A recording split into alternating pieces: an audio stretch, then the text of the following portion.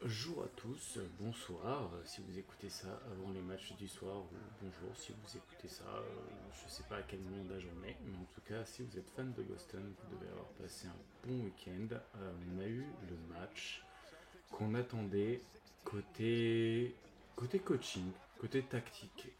Sincèrement, on a eu un match très intéressant et très bien amené au niveau du plan de jeu par Mazzula. On peut dire que c'était du Joe Mazzoulart parce que sincèrement, que ce soit défensivement ou offensivement, j'ai trouvé ça très intéressant. Défensivement, j'ai fait une analyse sur Twitter, vous pouvez retrouver dans un thread que je mettrai en lien dans la description.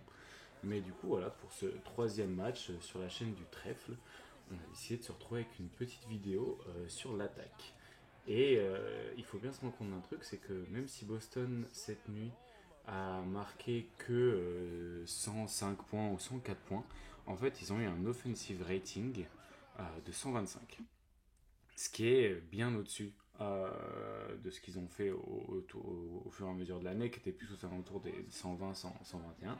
Donc 125 d'offensive rating, c'était un très bon match offensif. Et ils ont fait un très bon match offensif en sachant que ils ont rentré que 31% de leurs 3 points. Donc il faut bien avouer que c'est un match qui a apporté beaucoup de bonnes choses offensivement. Et en fait, il y a un truc qui est très intéressant. C'est que ça a été permis par la gravité de Tatum et la gravité de Porzingis. Et en fait, leur gravité est hyper importante parce que ils sont utilisés pour sortir Bama Debayo de la raquette et on va regarder un peu comment ça se traduit. Du coup, j'ai mis un petit curseur pour ce match-là parce qu'on m'a dit que c'était peut-être un peu gros le curseur pour les vidéos habituelles. Donc dites-moi si c'est mieux avec le petit ou si au final vous voyez pas grand-chose. Hein. On est encore une fois en période de test. Mais du coup, plongeons-nous dans le match. Donc une des premières actions où du coup on remarque cette gravité de la part de Tatum, c'est que Tatum il est défendu par Bam Adebayo et en fait du coup ça retire quand même énormément de protection de cercle quand Bam est sur Tatum et que Tatum est du coup très excentré et pas du tout au niveau du panier. Et du coup ça permet même à des drivers entre guillemets moyens, c'est-à-dire que par exemple Jalen Brown c'est un driver qui a un gros volume mais pas forcément une très grande efficacité ni une grande capacité à provoquer dans ses fronts. Mais face à Tyler Hero, on a vu sur l'action d'avant qu'il s'en sort très bien. Et du coup, cette gravité permet en fait beaucoup de choses parce que là, du coup, Bam Adebayo, il vient encore une fois en aide ici après que Jason Tatum ait obtenu le switch sur Harry Smith. Il vient ici, du coup, ça force Tyler Hero à monter un petit peu, à se concentrer sur la balle. Et on a Sam Hauser en fait qui va venir passer derrière. Et c'est là aussi où il y a toute la. Il y a beaucoup de bonnes choses sur Tatum qui se voient pas, que ce soit en défense et en attaque. Et je pense que sa gravité et son passing sont deux choses qui sont pas beaucoup mises en avant.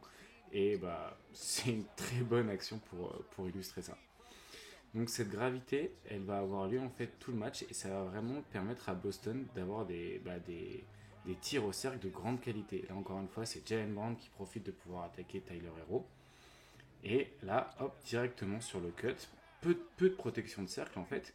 Et donc ça permet d'avoir une attaque dynamique en mouvement avec le protecteur de cercle adverse qui est tout simplement en train de protéger la ligne à 3 points. Parce que Tatum est là et Adebayo, il sait que sa consigne défensive, c'est de ne pas laisser Tatum tout seul. Donc tout simplement, il est obligé un petit peu en tout cas selon les consignes défensives, de rester là. Jovic est sur Porzingis. Et du coup, ça crée des situations comme ça où dynamiquement, entre enchaîner les cuts, les feintes et les mouvements comme avec Derek White ici, tu peux aller au cercle et en fait la protection de cercle est dans tous les cas moins bonne que si tu avais Bam Adebayo dans la peinture. Et du coup, ça continue parce que il est là encore une fois, il défend le corner. Donc là, même si Bam Adebayo il va venir faire un stunt, du coup, il vient ici pour gêner le drive de Brand qui fait un très bon spin move justement pour se remettre sur sa main droite et pour se remettre face au cercle. Et c'est beaucoup moins efficace dans la défense face à une équipe qui essaye d'aller au cercle. Et ça, c'est un truc du coup qui m'a beaucoup plu parce que Boston a vraiment essayé d'aller au cercle. Et là, c'est encore le cas. On retrouve du coup Porzingis sur du high post-up avec Bama Debayo qui est occupé sur Tatum. Et du coup, tu peux utiliser un cut backdoor et bon, voilà, la protection de cercle de Tyler Hero, ça n'a rien à voir avec celle de Bam Adebayo. Du coup, forcément, tu profites de super situations. Et du coup, il y a des moments où Bam Adebayo, il a été mis sur Porzingis. Parce que du coup, Porzingis joue un peu plus proche du cercle que Tatum et encore, mais en tout cas un peu moins en mouvement. Du coup, là, Bam Adebayo est sur Porzingis, mais du coup, il va être dans une sorte de prise au poste bas de seal screen un petit peu inversé pour empêcher en fait Bam Adebayo de venir gêner Porzingis. Donc en fait, il y a un peu eu une volonté d'annuler d'annuler Adebayo défensivement. Et du coup, là, c'est un peu pareil. Il est concentré du coup sur Porzingis. Et du coup, là, alors Ford, il va venir se mettre dans la raquette et il va lui aussi à son tour faire un seal screen, donc pour vraiment en fait empêcher son défenseur à lui de venir gêner White sur son drive. Du coup, hop, seal screen, donc vraiment c'est seal, je crois que c'est l'autre, donc je vois pas trop le rapport avec la l'autre, j'avoue, mais c'est des Gortat screen ou des Daniel Tai screen.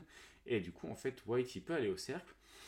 Adebayo, là, il est toujours un petit peu coincé entre Porzingis et du coup le cercle. Jovic ne peut pas venir défendre le cercle parce qu'il est LC screen d'Alorford.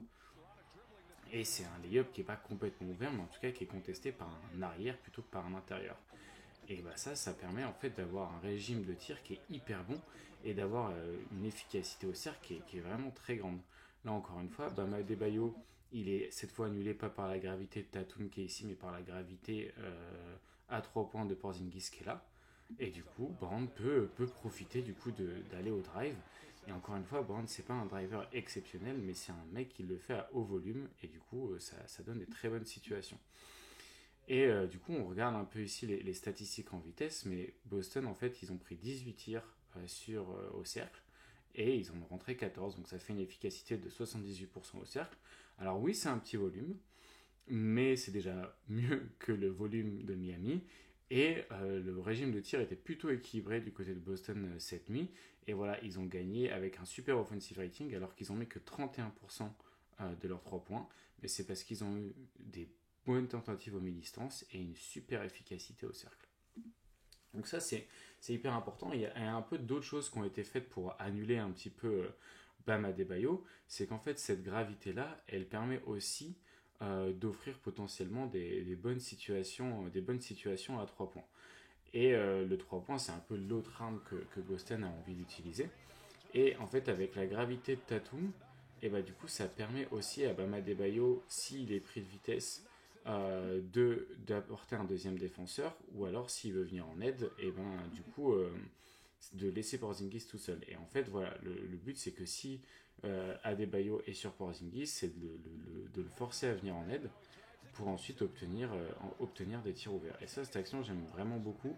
Il y a juste une petite chose que je pourrais reprocher, c'est encore une fois Brand qui, au lieu de passer directement sur la passe, prend d'abord une tentative de tir avant de faire la passe, mais dans l'idée, c'est du mouvement et c'est attaquer en fait au lieu d'un petit peu être piégé par le fait que Bam Adebayo est un super défenseur qui peut défendre sur tous les postes. Il peut défendre sur tous les postes, mais il peut pas défendre sur tous les joueurs en même temps. Et c'est un petit peu comme ça qu'il est puni. Parce que là, du coup, il défend sur Tatum. Il y a Porzingis qui a obtenu une situation avantageuse au poste bas sur Hero. Ça va attirer Jovic parce que Bam Adebayo, il n'a pas envie de quitter Tatum. Et ça offre un 3 points ouvert. Bon, ça rentre pas, mais encore l'idée, c'est pas forcément d'avoir des tirs qui rentrent tout le temps parce que ça n'existe pas. C'est plutôt d'avoir des tirs de qualité. Et la dernière chose où ils ont profité du coup de l'absence de Bam Adebayo un petit peu dans la raquette, ou en tout cas de Bam Adebayo qui était occupé par Tatum, c'est ils sont pas mal allés au rebond offensif, Boston, ils en ont pas mal profité. Et justement un rebond de Derek White sur un lancer franc de Brand. Mais en fait, c'est aussi par la présence d'Adebayo en périphérie. Parce que là, vous voyez sur les deux actions, Bam Adebayo, en fait, il est occupé par Tatum. Et du coup, le box-out est sur Tatum. Et en fait, si c'est les autres joueurs qui vont au rebond offensif, c'est des joueurs qui dominent physiquement les autres joueurs du 8 parce qu'il n'y a que Bam qui a vraiment ce différentiel physique par rapport aux autres. Et en plus, du coup, Tatum, lui, ne va pas aller au rebond parce qu'en fait, il veut pas que Adebayo se retrouve dans cette zone-là. Et du coup, ça donne une attaque de Boston qui a été très bonne, du coup, avec 125 d'offensive rating, une efficacité bonne, très peu de pertes de balles, une bonne fréquence au rebond offensif, et encore une fois, ça c'est toujours un trait un petit peu de l'équipe qui va pas beaucoup au lancer. Du coup, voilà un petit peu pour ce match-là des Boston Celtics où l'attaque a été très bonne. On a fait du coup aussi une analyse sur la défense que vous pouvez retrouver sur Twitter en thread, je vous mettrai le lien dans la description. Il y a aussi d'autres vidéos qui ont déjà été faites sur les premiers matchs, il y a une preview qui est disponible. Il y a une interview de Jared Weiss aussi qu'on a fait, qui est un journaliste toujours à The Athletic, directement sur Boston, donc qui peut raconter un peu les coulisses. Donc voilà un peu de contenu sur Boston si vous êtes curieux. Et sinon, moi je vous dis à la prochaine, probablement pour une vidéo après le match 4 qui aura lieu dans la nuit de lundi à mardi. Donc voilà, à la prochaine, et puis bon dimanche si vous écoutez ça aujourd'hui.